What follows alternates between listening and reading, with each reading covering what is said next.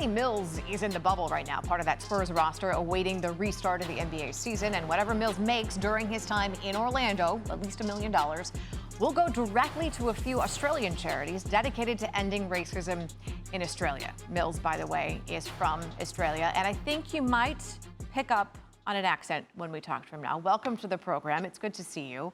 Why was it so important for you to play in this restart of the NBA season? Yeah, look, I think it's important to first acknowledge and appreciate what Chris Paul has done with the NBA and NBA to NBPA to get this thing up and going again.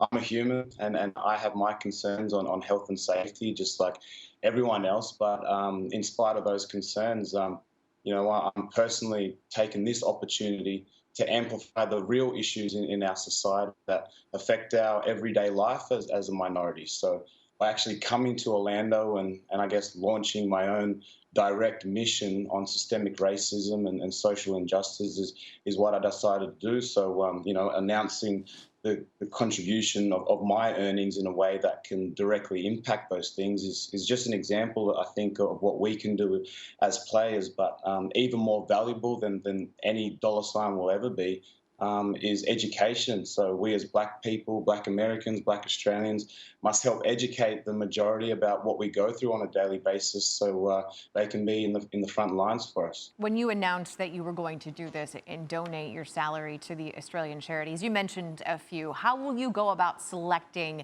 which charities do receive your money? Yeah, ones that are close to my heart and ones that I think are able to make a direct impact in those ways. And look, I think as us as athletes, to start by addressing racism within sports and how that affects not only us as an individual, but us as an entire team also, and then hopefully that can trickle effect outside of sports into everyday life.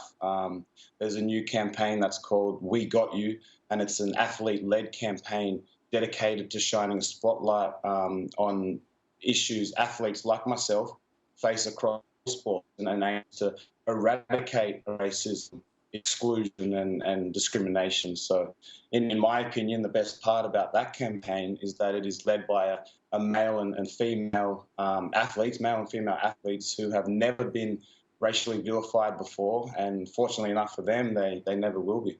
I watched ESPN's documentary, The Australian Dream, about Adam Goodes, and it's about racism in sports in Australia. It's about Aboriginal identity growing up, Aboriginal in Australia. It's powerful. It's raw. When I say racism in Australia to you, what was it like? How did it impact you growing up? Oh, it impacted me tremendously. I went through a lot of trauma and situations, and that's just me personally, not even going into what my parents went through and what my family went through.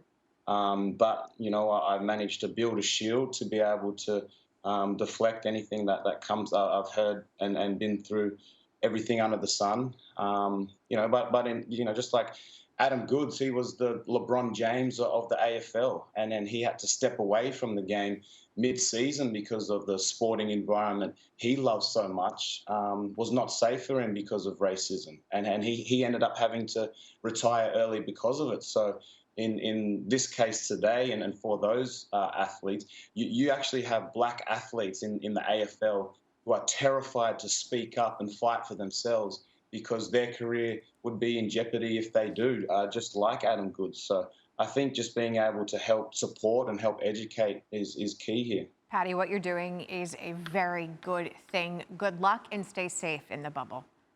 Thank you very much. You too. Thanks for watching ESPN on YouTube. For live streaming sports and premium content, subscribe to ESPN+.